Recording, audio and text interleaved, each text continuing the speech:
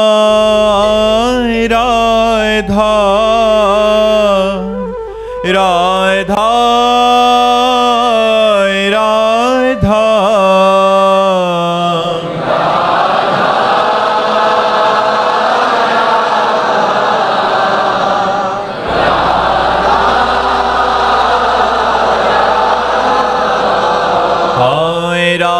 राधा राधा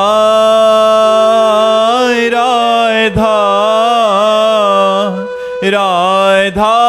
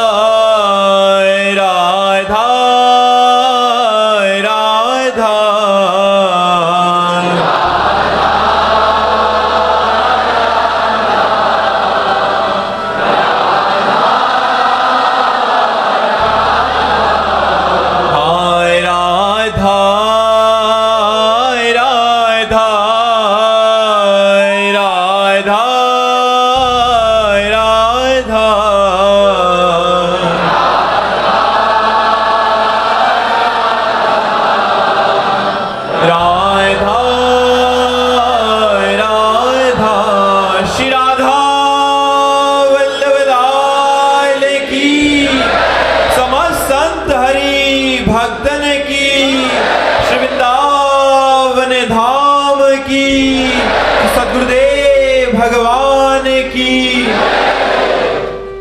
अमित पाल जी दिल्ली से।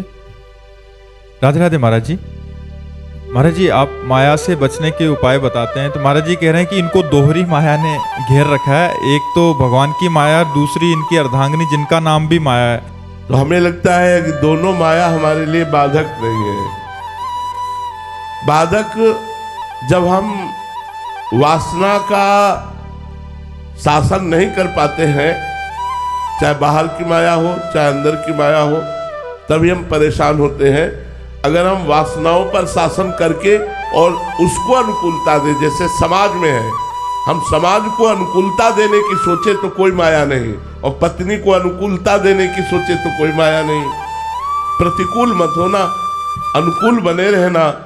अभिमान करके नहीं निकल सकते हो, भगवान की देवी शक्ति है, सर झुका के निकल सकते हो। भले पति प्राणेश्वर हो उनके, लेकिन थोड़ा नम्र रहना।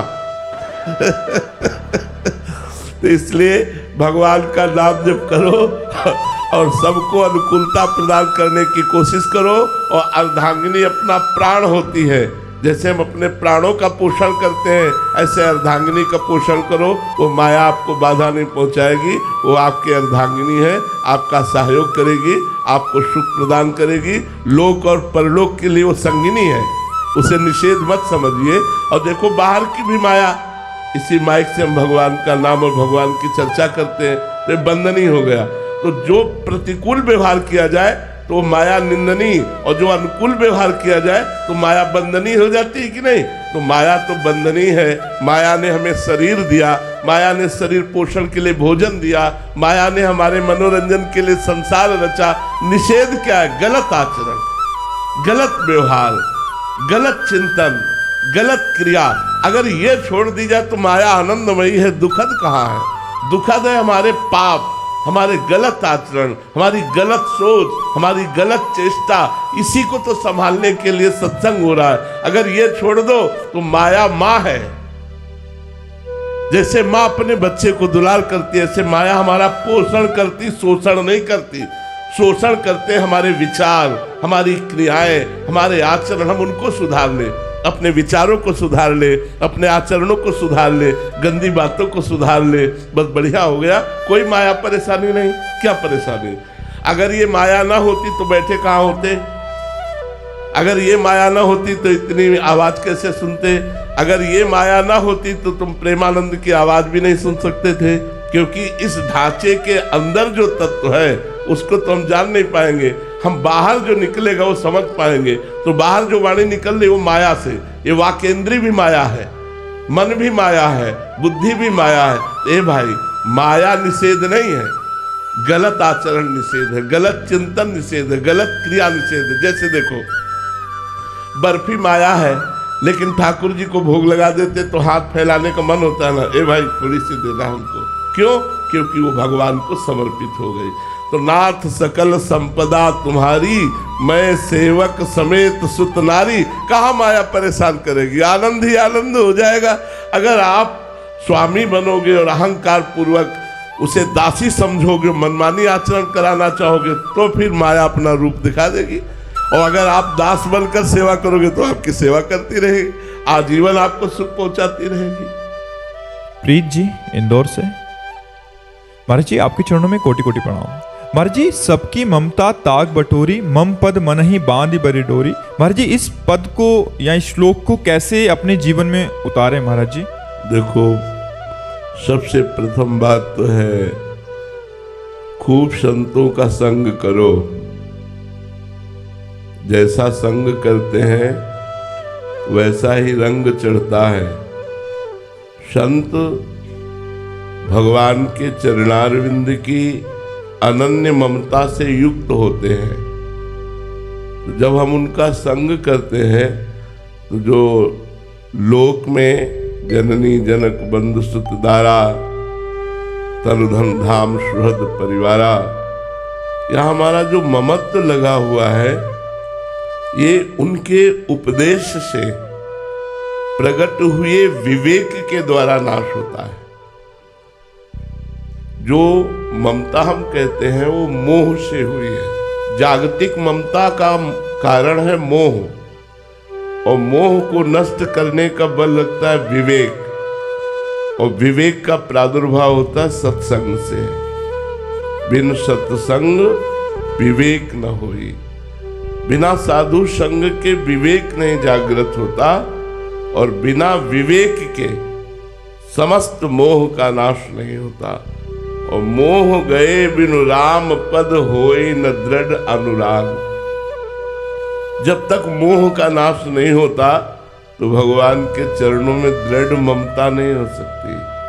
इसलिए खूब सत्संग सुनिए, नाम जप कीजिए, शास्त्रों का स्वाध्याय कीजिए, पवित्र भोजन पाइए, पवित्र आचरण रखिए, तो धीरे धीरे हृदय की मलिनता नष्ट होगी और प्रभु से अपनापन होने लगेगा। जैसे जैसे हमें भजन का अनुभव होगा वैसे वैसे सब ममता नष्ट होती चली जाएगी। अगर ममता हमारी प्रभु के चरणों में हो गई, बस हम माया पर विजय प्राप्त कर लिए। सबसे कठिन बात है प्रभु से प्यार होना, प्रभु से अपनापन होना।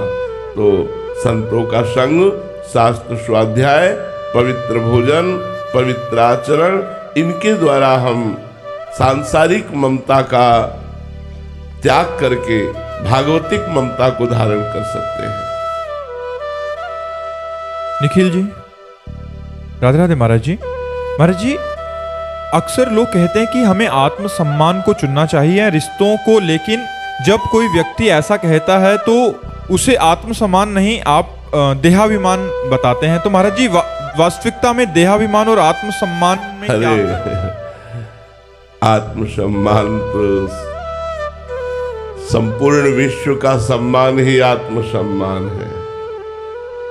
हमारी आत्मा संपूर्ण विश्व है, संपूर्ण विश्व का सुख ही हमारा सुख है, आत्मा के शब्द से।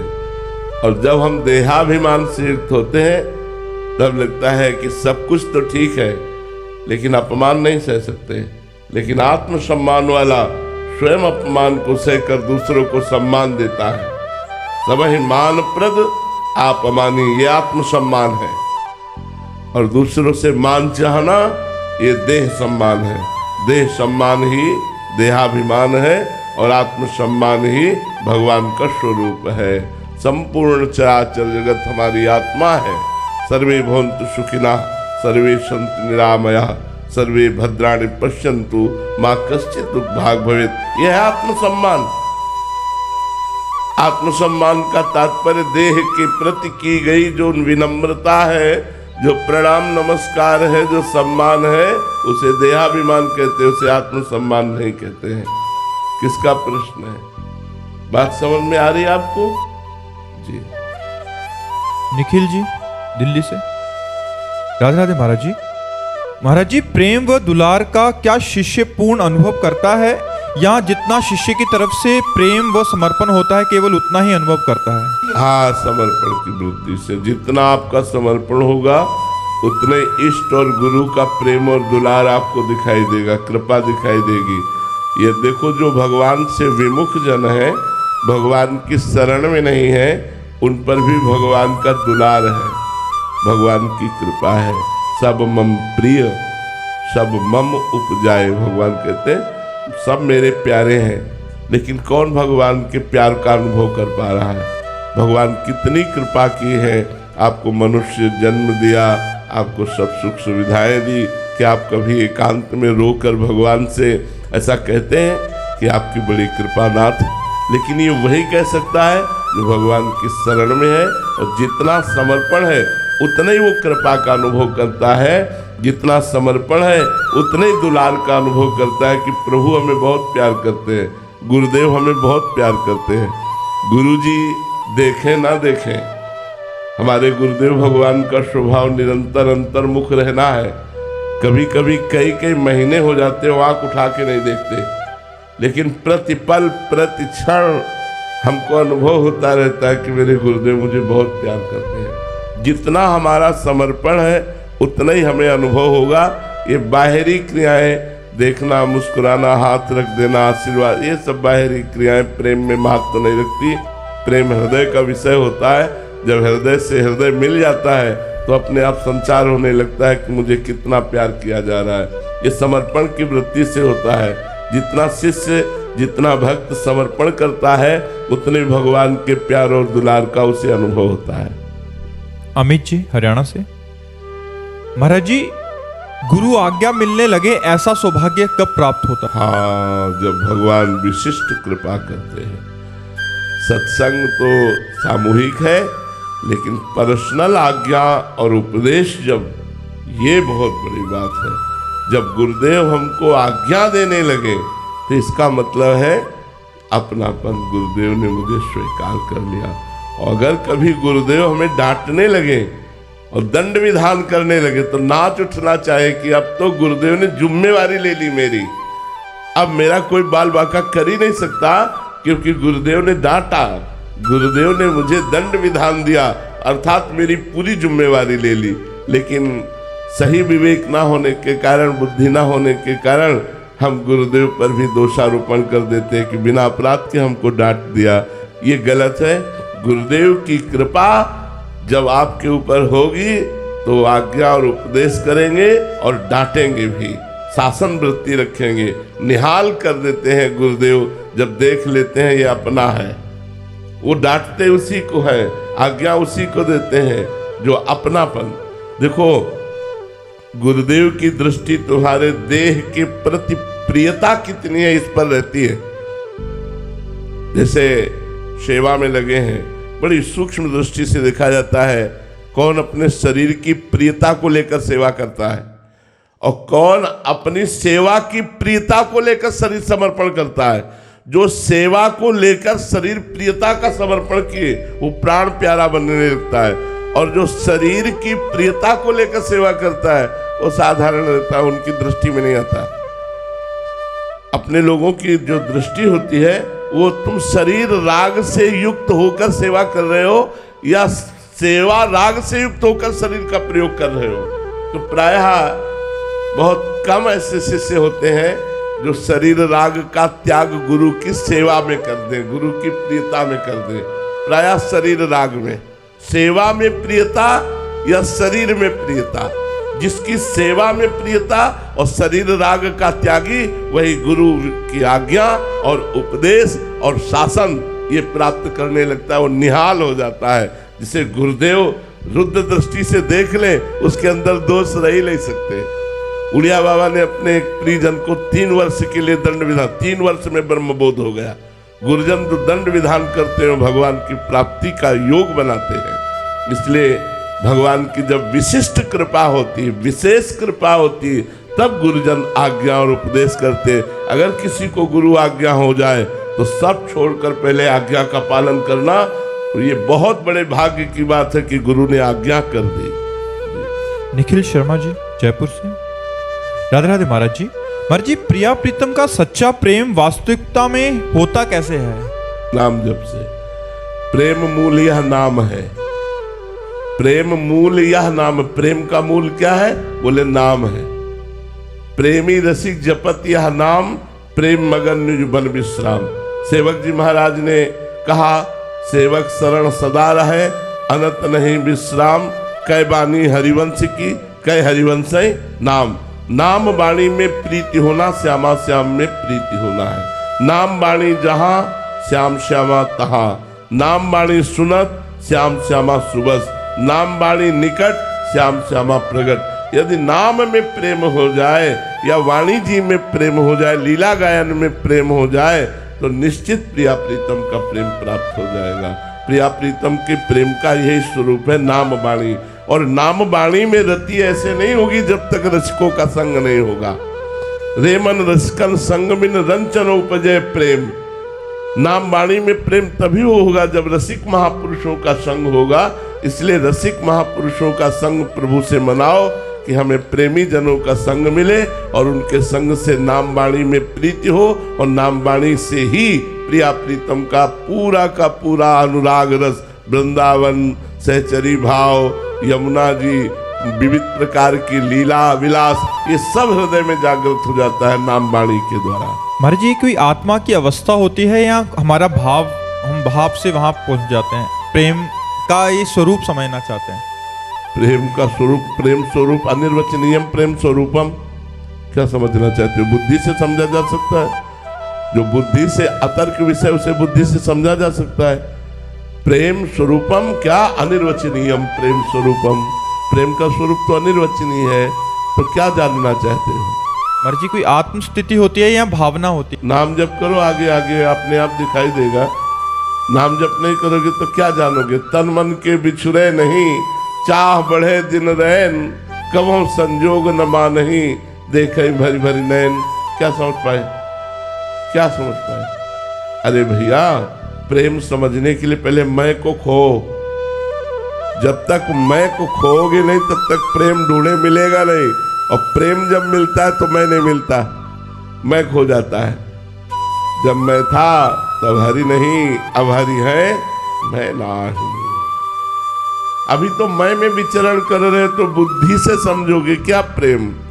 प्रेम तो सूक्ष्मतरम है, अनुभव स्वरूपम है, कामना रहितम है, गुण रहितम है। आप बुद्धि से गुण सहित जान सकते हो, लेकिन गुण रहित को कैसे जान सकते हो? गुण रहितम है, कामना रहितम है, सूक्ष्मतरम है, अनुभव स्वरूपम है, प्रतिक्षण वर्धमानम है, और सबसे खास बात अनिर्वचनीय है, अनिर्वचनीय है। इसलिए नाम वाणी में लगो, खूब नाम जप करो, आगे से आगे स्थिति आती जाएगी। स्वरूप बनता है, स्वरूप बनता है। प्रेम से जब हम उपासना करते हैं तो हमारा स्वरूप प्रेम में हो जाता है। जैसे हम सखा भाव की उपासना करें तो हर समय ठसक रहेगी श्री कृष्ण हमारे दोस्त। गोपी भाव की उपासना करें तो मैं गोपी, सहचरी भाव की उपासना करें तो मैं सहचरी रूप हो गया। जो मैं है वो उस भाव देह को प्राप्त हो गया, और उसी से भगवान की दिव्य सेवा में जाया जाता है। ये सब बड़ा आगे की बातें। पहले खूब भजन करो, काम क्रोध को मिटाओ। सबसे पहले ये काम करो कि तुम्हारे अंदर काम वेदना ना जागृत हो, और जागृत हो तो उसे सह जाने की सामर्थ्य हो, तब तो महाविकार प्रेम को सह पाओगे। पहले काम क्रोधादि के विकारों को तो सहो, पहले ककहरा सीखो, फिर पीएचडी की बात समझ में आएगी। अभी तो ककहरा ही नहीं आता ना। प्रेम का ककहरा यहाँ से शुरू होता है।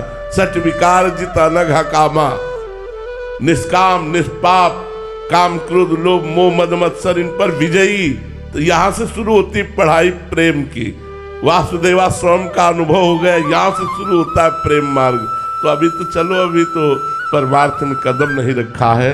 खूब अच्छे से भजन करो, डट के, और विकारों पर विजय प्राप्त करो। वर्षा जी भोपाल से, राधे राधे महाराज जी। महाराज जी, भगवान जी का और संत जनों का धन्यवाद और क्षमा कैसे बोलते हैं महाराज जी? कभी धन्यवाद करना हो या क्षमा? भगवान को धन्यवाद देने का, भगवान को धन्यवाद कृपा मनाते हुए दिया जाता है कि हे नाथ, आपकी हम पर बहुत कृपा है। प्रभु, वैसे तो मैं आपके योग्य नहीं हूं, पर आपने जो कृपा की, आपने जो दुलार किया, मैं कोटि कोटि आपके चरणों में प्रणाम करती हूँ और आपके ही चरण शरण में रहना चाहती हूँ। बस आप कृपा ही करते रहिए, हमारे दोष और हमारे अवगुणों को दूर कीजिए, जिससे मैं आपकी सच्ची उपासना कर सकूं। ये धन्यवाद। और संत जनों से तो बस उनके चरणों में नमस्कार करके, आपकी बहुत कृपा है हमारे ऊपर। संतों को या भगवान को ऐसे नहीं कहा जाता धन्यवाद, थैंक यू, ये भाषा नहीं बोली जाती। संतों से कृपा की भाषा बोली जाती है कि आपकी हमारे ऊपर बहुत कृपा है, आपके चरणों में बार बार प्रणाम, आपकी बहुत कृपा है, ऐसा बोलना। संतों से ऐसा नहीं कहा जाता थैंक यू, धन्यवाद, ये सब नहीं बोला जाता। भगवान और संतों से कृपा की याचना की जाती है और कृपा में शब्दों को बोलकर उनके चरणों में नमन किया जाता है। डॉक्टर बबीता सिंह जी, महाराज जी आप कह रहे हैं कि आप एक महाविद्यालय के प्रधानाचार्य हैं। महाराज जी आप कह रहे हैं कि आज बहुत सारे युवा पीढ़ी जो कॉलेज आदि में पढ़ती है, महाराज जी वो किस तरह मतलब अध्यात्म ज्ञान से जुड़कर आगे बढ़ सकते हैं? क्योंकि आजकल आधुनिक शिक्षाएं, हाँ, है बहुत बड़ी समस्या और इसका समाधान अकेले से नहीं हो सकता है। इसका समाधान माता पिता, टीचर और मित्र वर्ग ये आपस में करे तो हो सकता है। नहीं, हमारा जो नया समाज है बच्चों का, वो व्यसन और व्यभिचार दो की तरफ बहुत रफ्तार से बढ़ रहा है। बच्चों में नशा बढ़ रहा है और व्यभिचार बढ़ रहा है। ये जब तक नष्ट नहीं होगा तब तक ना तो लौकिक उन्नति सही हो पाएगी और ना आध्यात्मिक उन्नति। हमें आज वो आए हुए थे कई टीचरगण, तो उनसे प्रार्थना की थी कि आप गुरु हैं, आप शिक्षक हैं, आप हमारे समाज को नया जीवन देते हैं ज्ञान के द्वारा, तो आप हमारे बच्चों को बचा लीजिए। जो हमारे बच्चे व्यसन में जा रहे हैं, व्यभिचार में जा रहे हैं, अगर ये दो बातें सुधर जाए तो हमारी नई पीढ़ी जो भारत के भविष्य है ये बहुत अच्छे हो जाए। छोटे छोटे बच्चे हस्त मैथुन का शिकार हो रहे, छोटे छोटे बच्चे हुक, गांजा, भांग और ड्रग्स, इन सब बातों में जा रहे, गर्लफ्रेंड, बॉयफ्रेंड, इन सब बातों, ये बहुत मलिनता छाती चल रही। जिस समय हमें अपने मन को एकाग्र करके पढ़ाई में लगाना है, विनयी बनना है, उत्तम विचार वाले बनना है, उसी समय अधम विचार और उद्दंडता हमारे अंदर आ जाती है। बच्चे माता पिता से कहते तुम अपने को देखो, हम अपने को संभाल लेंगे। जहाँ विद्या विनयम ददाति, वहाँ अविनय, वहाँ उद्दंडता। तो इसलिए माता पिता भी सहयोग करें, अपने बच्चों स्वयं धर्म से चलें और अपने बच्चों को आध्यात्मिक शिक्षा दें। और टीचरों को भी चाहिए, वहाँ हमने प्रार्थना की कि चाहे 5 मिनट सही संतों के उपदेश बच्चों को सुनाया जाए। ब्रह्मचर्य पर मन को कैसे वश में रखें, आप चिंता युक्त हैं तो कैसे बचें, आपका गलत संग क्या हो सकता है, ये जानकारियां उनको प्रस्तुत की जाए। आपसे अगर कोई ऐसे मिल रहा है तो गलत है, आपसे कोई ऐसे मिल रहा है तो अच्छा है, अगर इस तरह का व्यवहार कर रहा है तो गलत है, इन गलत बातों से तुम्हें बचना चाहिए। तो बच्चों को जो गुरुजन है, टीचर जन है, आध्यात्मिक शिक्षा दे। कुछ गीता के श्लोक हैं, कुछ भागवत के अर्थ हैं, कुछ संतों की वाणियां हैं। अगर अध्यात्म नहीं पहुंचेगा तो आधुनिकता संभाल नहीं सकती, क्योंकि आधुनिकता के ऊपर जो विदेशी रंग है वो चढ़ रहा है। जवाने नहीं समझ में आते कि जवान क्या है। गांव में 10-20 तो ऐसे होते थे जो कुश्ती लड़ने वाले होते थे। क्यों? खूब दूध बटा दही रोटी दाल ये सब पाते थे। आजकल आधुनिकता फैल रही, भोजन अपवित्र, विचार अपवित्र, चरित्र अपवित्र। कैसे हमारी समाज बनेगी, कैसे सुधरेगा? अगर चरित्र पवित्र है तो सब कुछ चला गया, क्या रह गया? छोटे छोटे बच्चे छोटी अवस्था से उनको चरित्रवान बनाने की शिक्षा देनी चाहिए। ये भारत है, भारत धर्म प्रधान देश है। यहाँ चरित्रवानों की पूजा होती है, चरित्रहीनों को राक्षस कहा गया। रावण उत्तम कुल पुलस्त कर नाती, बड़े महात्मा पुलस्त जी का नाती है, उत्तम कुल का, ब्रह्म ऋषि के कुल का है। लेकिन आचरणहीन हो गया, चरित्रहीन हो गया तो उसे राक्षस कहा गया।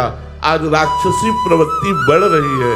पहले की सोच जो थी वो था, अगर धन चला गया तो कुछ नहीं गया, स्वास्थ्य चला गया तो कुछ चला गया, और चरित्र चला गया तो सब कुछ चला गया। Money is lost, nothing is lost. Health is lost, something is lost. और character is lost, everything is lost. अब उल्टा मानसिकता देखो कैसी बदल गई कि उल्टा हो गया, पूरा उल्टा हो गया। चरित्र का कोई महत्व नहीं रह पा रहा कि हमारा चरित्र कैसा होना चाहिए।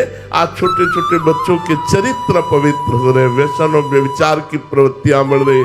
जो भी आते हैं हम सबसे यही प्रार्थना करते हैं कि आप अपने बच्चों को ऐसा बनाइए कि हमारे देश के काम में आवे, हमारे समाज के काम में आवे। ये व्यसन करने वाला, समाज का शोषण करने वाला बच्चा बनेगा। जब इसे पैसा चाहिए तो ये चोरी करेगा, ये अपने माता पिता की हिंसा कर देगा, ये अपने पूज्य जनों के साथ छल कपट करेगा। इसे सुधारिए। तो आज जो व्यसन और व्यभिचार की प्रवृत्तियां बढ़ रही हैं, टीचर से, माता पिता से और मित्रों से प्रार्थना है कि आप अपने मित्र को संभालिए, आप अपने पुत्र को संभालिए, आप अपने शिष्य को संभालिए। और हमारे भारत के भविष्य बच्चे, इन्हीं में से कोई एमएलए बनेगा, कोई सांसद बनेगा, कोई किसी विभाग में जाएगा, कोई किसी विभाग में जाएगा। अगर ये भ्रष्ट आचरण वाले बने तो समाज को सुख नहीं पहुंचा पाएंगे। यदि ये चरित्रवान बने तो एक नेता बनकर हमारे समाज को सुख पहुंचाएंगे, एक डॉक्टर बनकर हमारे समाज को सुख पहुंचाएंगे, एक न्यायाधीश बनकर हमारे समाज को सुख पहुंचाएंगे। श्री राधा वल्लभ लाल की नाम जप करते रहिएगा, क्योंकि एक जो आखिरी बात है उसको हम लोग भूले हुए हैं कि हमारा शरीर छूटेगा। शरीर, शरीर संबंधी विषय, शरीर संबंधी रिश्ते नाते, ये एक दिन सब छोड़ेंगे। हमारी यात्रा यहीं तक नहीं है, हमारी और आगे यात्रा है। तो हम धर्म पूर्वक अपने कर्तव्य का पालन करते हुए यदि भगवान का नाम जप करेंगे तो आगे की यात्रा हमारी सफल होगी। इसलिए नाम जप जरूर करते रहिए। जीवन का परम लक्ष्य राष्ट्र सेवा और भगवान को प्रसन्न कर लेना। राष्ट्र सेवा आपको तो भगवान की कृपा से मिली ही है। अगर थोड़ा नाम जप भी करते रहेंगे तो दोनों काम सफल हो जाएंगे। राष्ट्र सेवा और परमार्थ, राष्ट्र सेवा और परमार्थ यदि पुष्ट हो गया तो हम आगामी जो आने वाला हमारा जन्म है बड़ा उज्जवल होगा, बड़ा मंगलमय होगा।